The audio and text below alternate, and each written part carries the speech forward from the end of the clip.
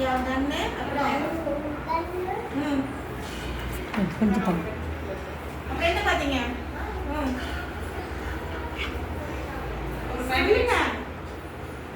வேற என்ன இருக்குது டேபிள்ல ரிங்கா வேற சொல்லு டக்குன்னு ஆடாம சொல்லுங்க. வேற என்ன பாத்தீங்க சொல்லுங்க யோசிச்சு சொல்லுங்க